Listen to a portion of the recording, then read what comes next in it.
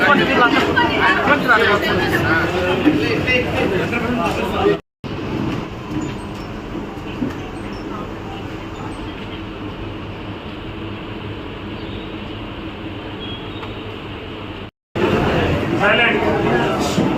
మాజీ ముఖ్యమంత్రులు వైఎస్ జగన్మోహన్ రెడ్డి గారి పిలుపు మేరకు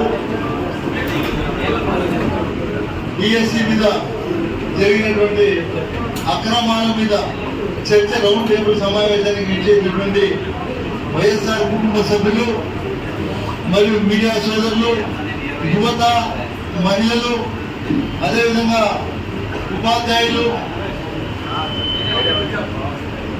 యువత అందరూ కూడా ఇచ్చేసారు. అందరికీ కూడా పేరు పేరున ధన్యవాదాలు తెలియజేసుకుంటూ, ఏదైతే ఈ మెగా డిఎస్సి అని చెప్పుకున్నటువంటి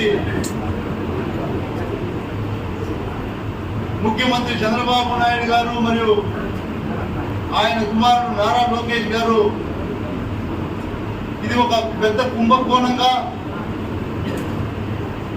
కొన్ని వేల కోట్లు దోచుకోవడానికే ఈ డిఎస్సిని వాడుకున్నారు అని ఈ రాష్ట్ర ప్రజలందరికీ గమనార్థానికి వచ్చింది. ఎందుకంటే ఎప్పుడు ఈ దేశంలో ఇటువంటి డిఎస్సి ఇంతవరకు జరగలేదనేది అందరూ కూడా, ఉపాధ్యాయులు కావచ్చు, విద్యార్థులు కావచ్చు, విద్యావంతులు కావచ్చు, యువత కావచ్చు, అందరికీ కూడా ఒక అనుమానం తావిచ్చింది. ఎందుకంటే వీళ్ళు జరిపినటువంటి డిఎస్సి ఏదైతే ఉందో దాంట్లో మెరిట్ లిస్ట్ అనేది ఎక్కడ కూడా డిస్ప్లే చేయకుండా, కనీసం మెరిట్ లిస్ట్లో ఎవరు వచ్చారు, లాస్ట్ లిస్ట్లో ఎవరున్నారు, కనీసం ఎవరికి ఉద్యోగం వస్తుంది, ఎవరికి ఏ కారణంగా ఉద్యోగం రావట్లేదు అని కూడా తెలియకుండా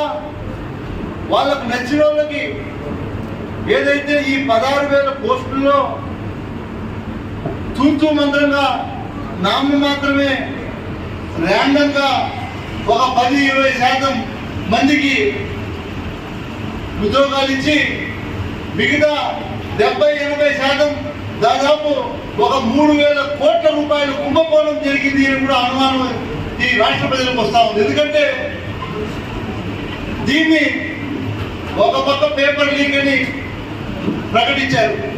ఈ పేపర్ లీక్ ప్రకటించిన దానికి కూడా కారణం ఈ కుంభకోణం బయటికి రాకుండా, రేపు పొద్దున్నే ఏదైనా ఇంత డబ్బులు తీసుకొని కోర్టుకు ఇచ్చారని బయటికి రాకుండా రేపు పొద్దున్నే సిబిఐ దర్యాప్తులో బయటపడినా, లేదు ఇది పేపర్ లీక్ వల్ల వాళ్ళకు ఉద్యోగాలు ఇచ్చామని చెప్పుకోవచ్చని దారి మళ్లించడానికి ఇవన్నీ కూడా ముఖ్యమంత్రి కొడుకు నడిపేటువంటి ప్రసంగం లాగా కనిపిస్తుంది కూడా మీకు తెలియజేస్తా ఉన్నా.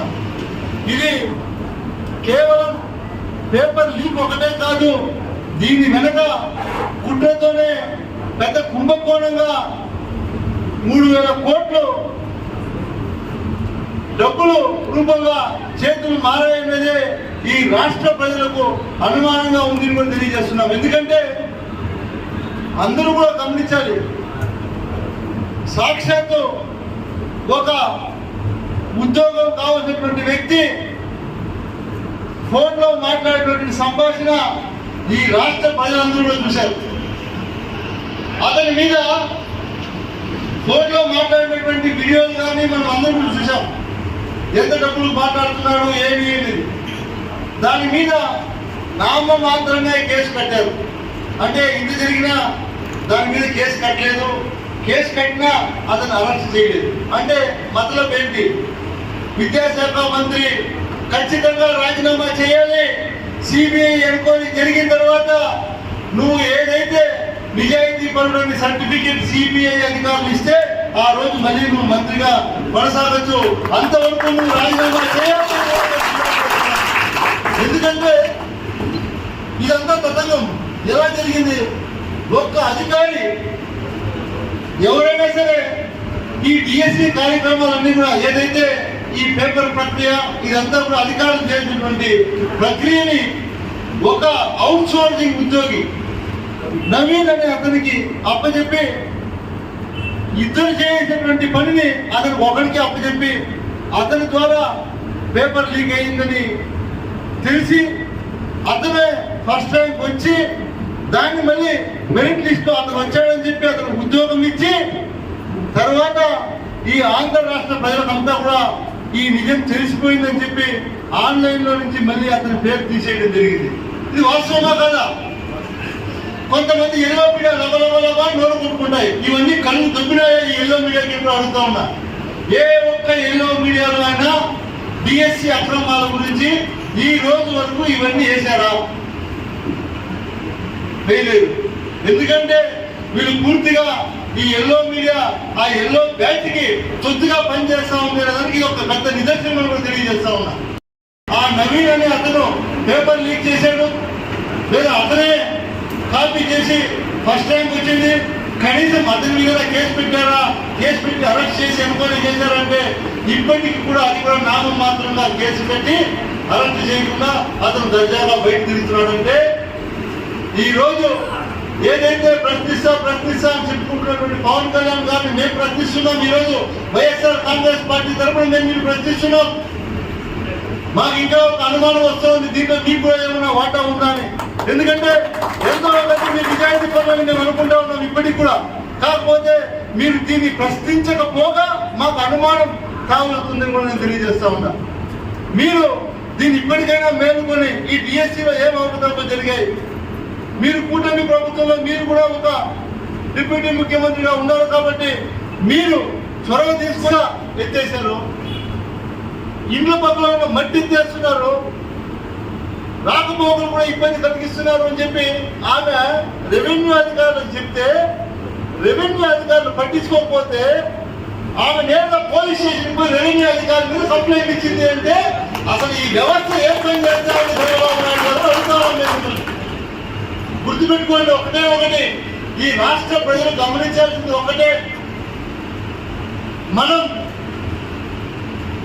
మంచి పరిపాలన అందించినటువంటి జగన్మోహన్ రెడ్డి గారిని కోల్పోయి ఈ 2 సంవత్సరాలు ప్రజలు పడుతున్నటువంటి అగచాట్లని స్వచ్ఛందంగా వాళ్ళే తెలుసుకున్నారు ఈ 2 సంవత్సరాలు. ఎందుకంటే జగన్మోహన్ రెడ్డి గారు అధికారంలో ఉన్నప్పుడు ప్రజలు ఎంత సంతోషంగా ఉన్నారు.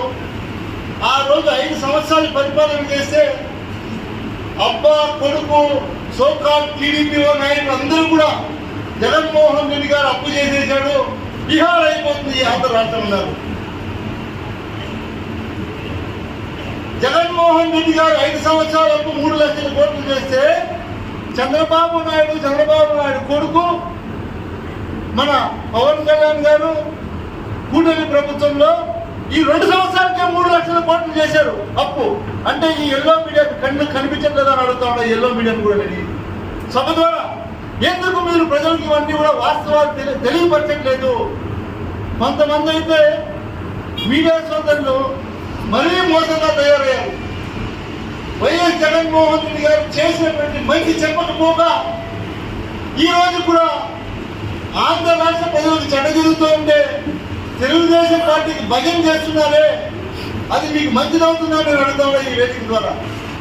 ఎందుకంటే ఆయన 5 సంవత్సరాల పరిపాలనలో ప్రతి ఇంటికి ఇచ్చినటువంటి మాట నెరవేర్చి 3 లక్షల కోట్లు అప్పు చేస్తే ఈ రోజు చంద్రబాబు నాయుడు గారి ఆధ్వర్యంలో 2 సంవత్సరాలకి 3 లక్షల కోట్లు అప్పు చేసి ఇచ్చినటువంటి మాట ఒకటి కూడా నెరవేర్చకపోగా అంతెందుకు కనీసం ఈ రాష్ట్రంలో తెలుగుదేశం ప్రభుత్వం వచ్చినప్పటి నుంచి జగన్మోహన్ రెడ్డి గారు దిగిపోయినప్పటి నుంచి చంద్రబాబు నాయుడు ప్రమాణ స్వీకారం చేసిన రోజు నుంచి ఈ రోజు వరకు ఎవరికైనా సరే కొత్తగా పెన్షన్ వచ్చిందా అని అడుగుతా ఉన్నా. ఈ రాష్ట్రంలో చెప్తాను, రాష్ట్రంలో ఎవరికైనా వచ్చిందా?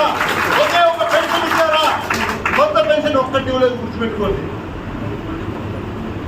ఎంత మోసం, ఎంత దగ! మీరు చేస్తున్నటువంటి ప్రతి అవినీతి కూడా ఇంకా మీకు ఏదైతే ప్రభుత్వం ఇప్పటికే 2 సంవత్సరాలు పూర్తి, 3వ సంవత్సరంలో కూడా సగం అయిపోయినట్లే గుర్తుపెట్టుకోండి. ప్రజలు ప్రతిదీ గమనిస్తున్నారు. ప్రజలే స్వచ్ఛందంగా రోడ్లోకి వచ్చే పరిస్థితి మీరు తీసుకొస్తున్నారు. ఎందుకంటే లాస్ట్కి ఇప్పుడు ఏం చేస్తున్నారంటే మేమేదైనా మాట్లాడితే వాళ్ళు రాజకీయ లబ్ధి కోసం మాట్లాడతారని మళ్ళీ మా మీద తిరగబడి మాట్లాడుతున్నారు. మాట్లాడితే ఎవరో ఒక పరికరం బయటికి ఇచ్చి వేరే సబ్జెక్ట్ మాట్లాడిస్తారు మళ్ళీ మా మీద. మేమేం మాట్లాడుతున్నామో దానికి సమాధానం చెప్పడం, వాడు ఏదో ఒకటి నోటికి వచ్చి మాట్లాడేసి పోతా ఉంటాడు. అంటే దొంగ తిరుగుడు ఎన్ని రోజులు మీరు చేయగలుగుతారు? ఇది ప్రజలు ప్రతిదీ గమనిస్తున్నారు.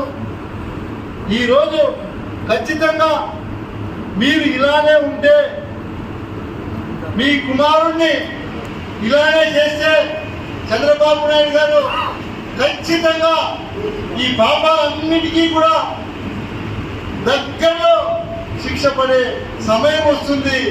కాబట్టి మీరు ఏదైనా నిజాలు తేల్చాలంటే ఫస్ట్ మీ కుమారుడిని రాజీనామా చేసి సిబిఐ ఎంక్వైరీ చేసి అప్పుడు ఆ ఎంక్వైరీలో తేలితే ఈయన నిజాయితీ పనులంటే ఆయన మంత్రి స్థానంలో మళ్ళీ కూర్చోబెట్టండి. అంతవరకు ఆయన రాజీనామా చేసేంత వరకు ఈ ఉద్యమం ఆగని ఈ రాష్ట్రంలో కూడా తెలియజేస్తూ ఇక్కడికి ఇచ్చేటటువంటి అందరికీ కూడా ప్రత్యేకంగా ధన్యవాదాలు తెలియజేస్తూ 6వ తేదీ, 7వ తేదీ, 8వ తేదీ, 9వ తేదీ పట్టణంలో మన రిలే నిరాహార దీక్షలు ఉన్నాయి. అదేవిధంగా 10వ తేదీ మనం గుండుబాయి నుంచి బజార్ వీధిగా మనం మార్కెట్ దగ్గర ఉన్నటువంటి వైఎస్ఆర్ విగ్రహం దగ్గరికి ర్యాలీగా అందరూ కూడా వెళ్ళాలనుకుంటున్నాం. వైఎస్ఆర్ కుటుంబ సభ్యులందరూ కూడా పాల్గొనాలి. మీరు ఏదైతే ఆ రోజు 2 వీలర్లో కార్లో వచ్చే వాళ్ళందరూ కూడా ముందుగా అన్నీ కూడా మార్కెట్ దగ్గర పెట్టి తర్వాత అక్కడి నుంచి వెహికల్లో ఇక్కడికి వచ్చి గుండుబాయి దగ్గర నుంచి మనం ర్యాలీగా వెళ్ళి ఆ ర్యాలీని విజయవంతం చేయాలని కూడా మిమ్మల్ని అందరినీ కూడా కోరుకుంటూ సెలవు తీసుకుంటాము.